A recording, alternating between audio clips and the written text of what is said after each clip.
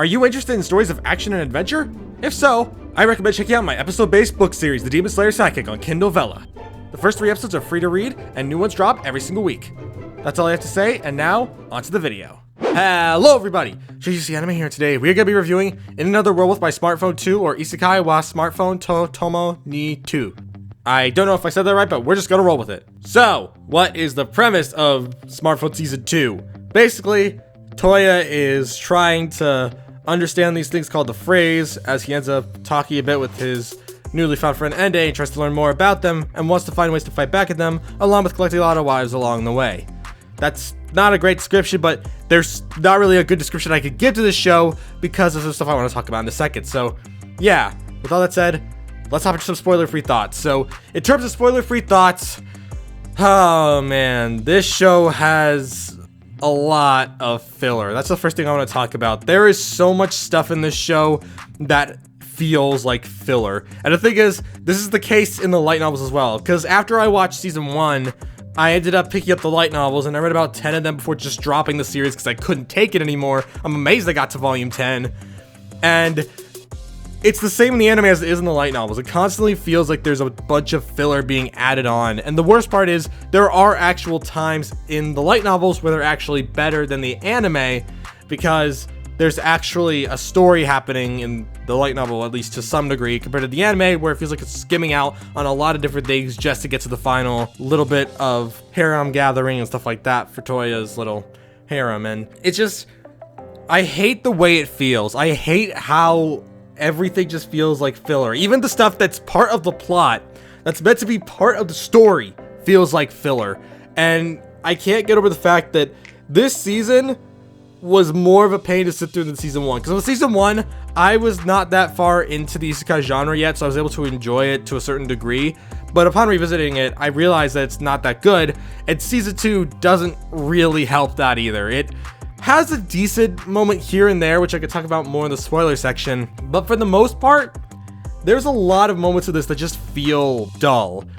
And there are other times where I just can't stand Toya as a character, since there are so many moments of this where the harem element shines through, and by shines through, I mean in the worst way possible, as every single time any romantic encounter or feeling happens in this show, it doesn't feel earned or gained.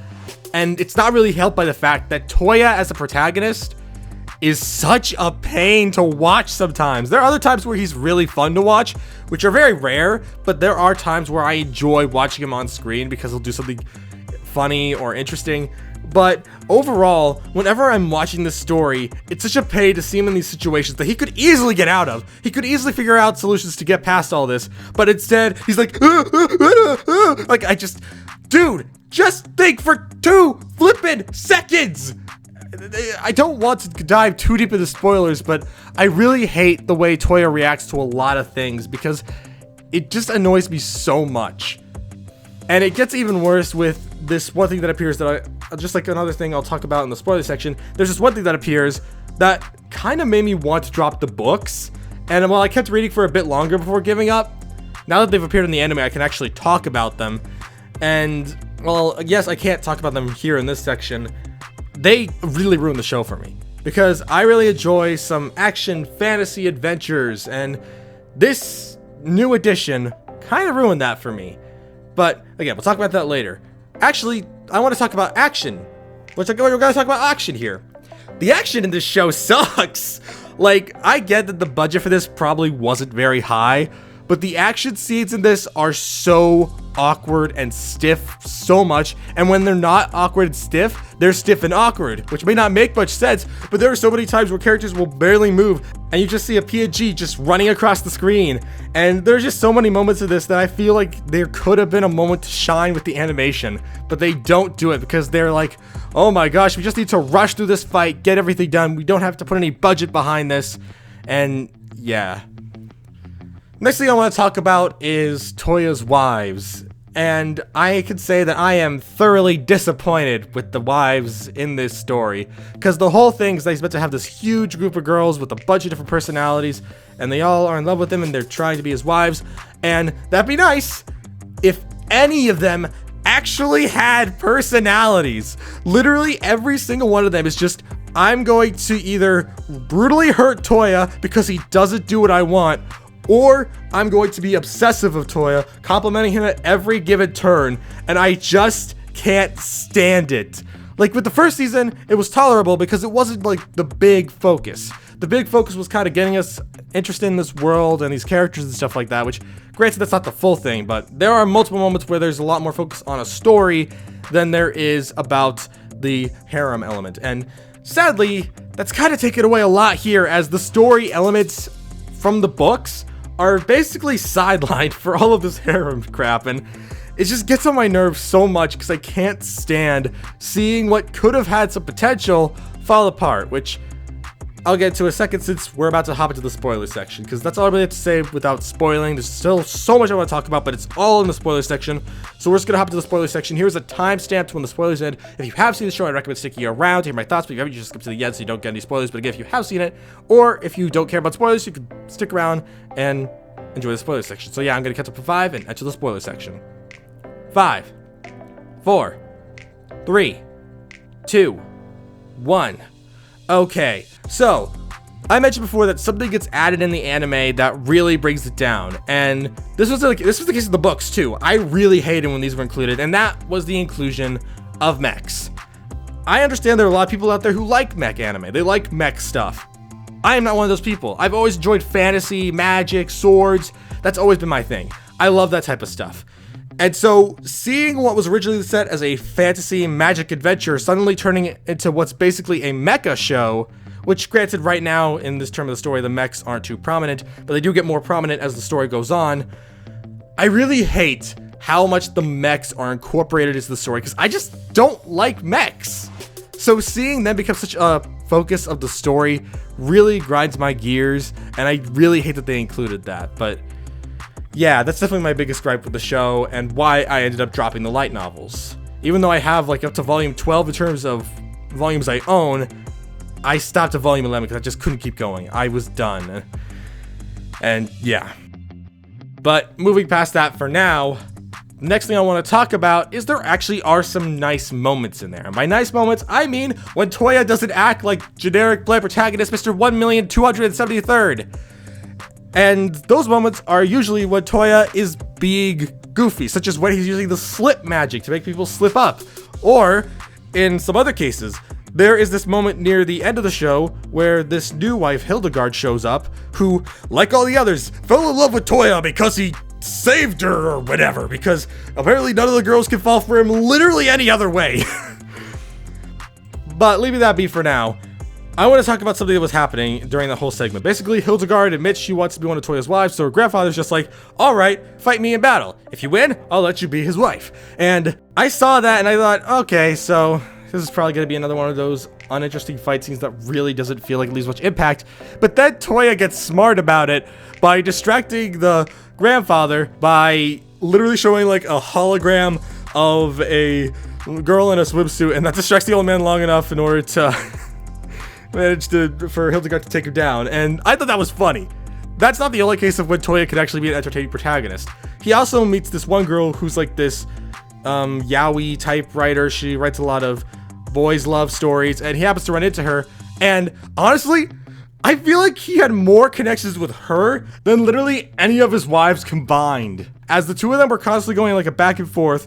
And it was so much fun just seeing the two of them interact with one another. Seeing Toya actually get annoyed by somebody and seeing this girl try to interact with them. It was so much fun. And I felt like those two actually had a connection more than the actual girls who are in love with this man. And it boggles my mind how a character that actually is entertaining to watch is removed so quickly from the story, because I actually enjoyed this. I don't remember the girl's name, but she was so much fun to watch on screen with Toya. And I wish that those two had more interactions in the show, because I can't stand the rest of the group. Which, actually, going back to that Hildegard thing, is one of the many things I want to talk about. The harem aspect of the jealous or angry girls in the story. So basically, in the story, the girls will get angry at Toya for tons of things that aren't his fault, or tons of things that he thinks about. Like with that hologram, he just picked one up from the internet and put it up so the grandpa would be distracted. And then, rather than admiring the fact that Toya was able to pull off something like that and are impressed with him, instead they're like, hey, where'd you get that picture of that girl? And then rather than just be like, I'm just doing what I need to do to get this all done, instead Toya's like, actually, guys, and I hate that. And that's not just the first time. There's also the moment where Toya learns that he's actually going to have 9 wives in total, and all the girls grill him and decide they're going to punish him for trying to keep something that's kind of a big deal from them. And I don't get why he's in the wrong in that scenario. I mean, yeah, sure, after that they say they understand it's not entirely his fault, but at the same time, I can't stand how these girls will constantly get mad at him for stuff he doesn't do. And Toya is the worst part of it all, as he literally never ever does what he wants to do. He never stands up for himself. He never actually says, no, wait a minute, guys, can you just relax for like 2 seconds and realize that this is all really stupid? Instead, he's just like, you guys are in the right, I'm in the wrong. I can't stand it. The thing is, when Toya's acting with everybody else, like actually interacting with everybody else, it's fine. When he's talking with literally anybody else. But the minute his wives come into the picture, act all jealous or angry at him, I can't stand them. I want them to shut the frick up. Could you guys please shut up? And the worst part of it all is just the fact of how the whole wives thing came to be. I don't mind stories where harems are involved. Some of them can actually be pretty good.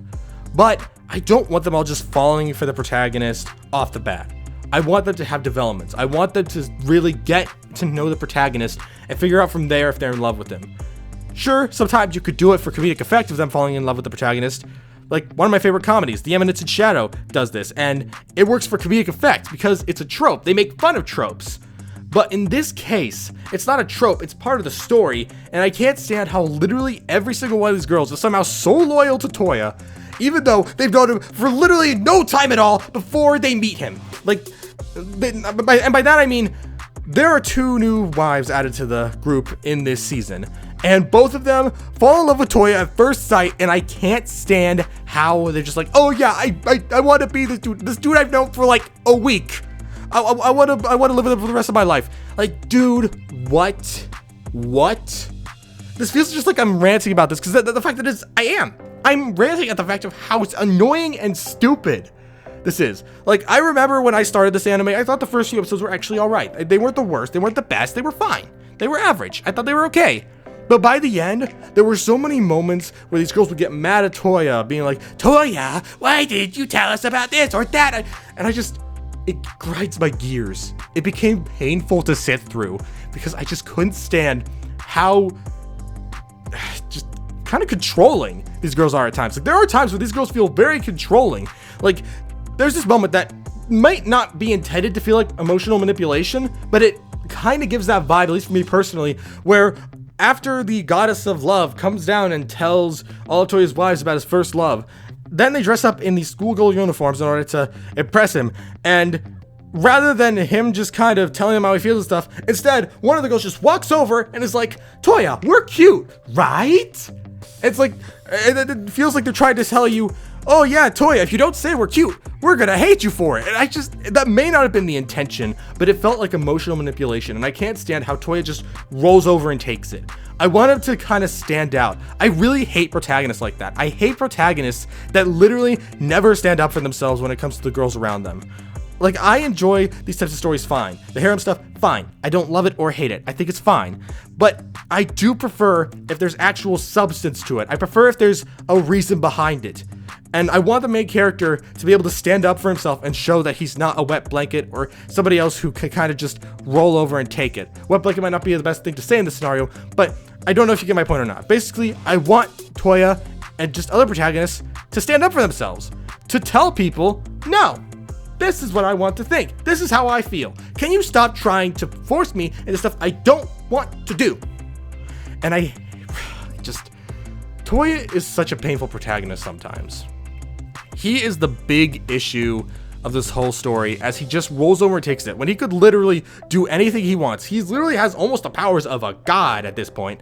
And rather than trying to use this to his advantage, like say the girl's trapped in a room, rather than teleporting out of there and getting things out and wait till they cool off and stuff, instead he's like, I'm just gonna sit here and let them punish me. Like, dude, you are so powerful right now. Why would you just let them do what they want? I guess you could say I don't mind the aspect. I just want some substance to these romances, because these girls don't feel like they're actually in love with Toya. They're just in love with the idea of Toya. And rather than trying to correct them and show them who he can be, instead he's just rolling over and taking it. And I can't stand that, because it feels like there's not really a true romance there. It feels like these girls just automatically fall for this man, but don't really get to know him very well, which I guess makes sense. You know, he's from another world. It wouldn't make much sense to them. But while I do know what happens down the line with all of that, and while I do get to know him a lot more, I still just wish that the romances in the story were built out better. I wish that if there was going to be a harem of girls following Toya around, there was an actual development for each one. Give us their backstories. Give us who they are. Don't just tell us, these girls are in love with Toya, enjoy them on screen. Because I just want to see them actually do stuff. But anyways, moving past that from now, another thing I want to talk about, because I'm done with that little rant thing, is actually, once again, the wives themselves, but this time about something different. And that is the way they're able to handle themselves in fights and stuff. Basically, there's this one princess, one of the new wives. Her name is Lucia, and she is this character who, in her storyline, which honestly I'll talk about that in a second, that storyline, she acts scared. She's clearly not used to all of this action and stuff, because her whole town's being put on fire as some kind of usurping the throne or something's going on, and she's clearly terrified. She's not used to this type of thing. But then all of a sudden, once she gets engaged to Toya and stuff like that, suddenly she's able to push herself together and fight. Like, she's managing to push herself forward and go ahead and fight and join Toya and the others as they fight along. Because it feels like, for some reason, every single one of these girls has to have the ability to fight. And I really don't like that, since it feels like he's going to have to rely on them a lot more instead of on his own abilities. And I can't just get behind that, because it's just annoying. But that's just a minor gripe compared to what I was saying before. It's a very minor gripe, nothing big or an issue. But moving on past that, I want to talk about what I was also referring to before with Lucia. There's a storyline in the light novel where her whole kingdom's being put on fire, and it's against this guy who's trying to take away the king's throne and take over. And honestly, in the light novel, I enjoyed it. I thought it was a very nice story. I actually thought it was one of my favorites. But then the anime took what was one of the few good storylines I actually liked to Smartphone and decided to squeeze it all into one episode. I'm pretty sure it was one episode. And I feel like they really undermined it, especially because in the big fight scene near the end where Toya fights a demon and then after that traps the main guy in this whole box of icky things and makes him pass out from the absolute disgust of it all. In the light novel, it sounded hilariously terrifying. It really made me think, dang, Toya's actually pretty fun right now. Like, he's an actually fun protagonist, seeing him act all evil like. And that, like, when evil Toya came on screen, that's what you know is gonna be fun. But it's so rare, and that moment was really good in the light novel. I really enjoyed it. But the anime tried to wrap all of what I just mentioned into 5 minutes. 5 to 10 minutes. And I don't even think it was 10 minutes. I think it was around 5 to 6 minutes. And I just hated it, because it wrapped up what could have been a whole episode in and of itself in that short amount of time, because they were trying to speed things along. And it really disappoints me, because there's so many nice moments in the light novels that are actually pretty good. But in the end, it did fall apart. And it fell apart even harder in the anime than it did in the light novel, because the anime just wants to skim over everything and get everything done as quickly as possible. And it just really gets on my nerves. But yeah. There were some decent moments in the anime, but they're so few and far between that it's kind of hard to really give an honestly happy opinion of this anime. There are so many bad moments. And the worst part of it all is, I can't even give it that bad of a rating, because as much as I say I didn't enjoy this anime in a lot of areas, it was still fine. It was still meh. It was a bit worse than Season 1, but not by much. Season 1 had a bit more to it than this, but this season was just meh. It was fine, but there were so many moments in it that just rub me the wrong way. And there's so many missed parts to it, such as this other character called Ende. In the light novel, he's actually a pretty relevant character to the story that's going on with these monsters called the Freys. I don't really like the Freys stuff personally, but Ende is a cool character and I actually really liked him. Too bad in the anime they barely really mention him at all. I don't know how often he appears in the light novel since it's been a while since I read them, but I just really thought that Ende was a cool character, and he didn't get almost any screen time at all in the anime. He barely appears at that. So I feel like it's very much kind of undermined, and there are times where I just feel like I'm sitting through crap after crap, and it just really becomes frustrating. By the end of the story, I was just done. Like, there are a few nice or funny moments, but by the end of it, I was done. I really don't want to go back to Smartphone after this. I wanted to give season 2 a chance because I thought, you know what, maybe it'll be good. Maybe I'm misremembering it. Maybe it's actually much better than I thought. But in the end, there's just so much in it that gets on my nerves. There's so many moments that just grind my gears that I just don't want to go back. I think I'm done with Smartphone for good. I think I'm done with this series. I don't want to go back. I want to see stories with actual substance and not just a bunch of generic tropes. Since I can't stand so many parts of the story, like how the wives have no personalities. Other than the way they talk, every single wife feels like a copy and paste of the other. None of them feel original. I still remember when I first read the light novels and Hildegard came onto the screen. She's another one of the wives. And I actually thought, oh, is she gonna be a cool character? She looks like a character that will actually get a story before she falls for Toya. Nope! She's just automatically in love with him after he gives her a sword.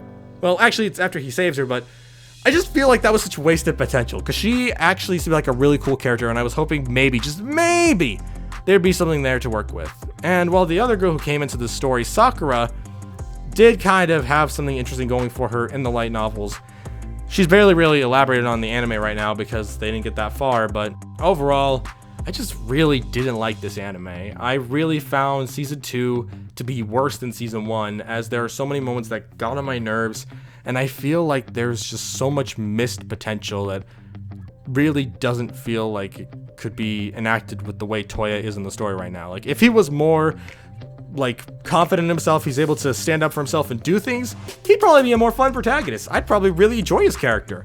But the fact of the matter is, he's just a painful character to watch right now, and I just can't stand him.